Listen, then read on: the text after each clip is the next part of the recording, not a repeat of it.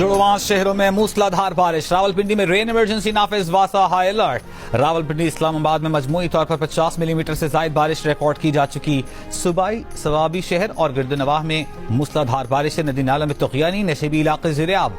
मुजफ्फराबाद, हीरकोट और बाग में भी बारिश। लाहौर और गिरदनवाह में गुज़िश्ता रोज से वक्फे से बारिश का सिलसिला जारी, मौसम खुशगवार।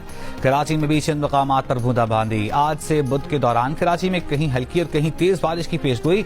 चीफ मेट्रोलॉजिस्ट का कहना है कि कल से 30 से 50 मिलीमीटर तक बारिश का इम्कान है।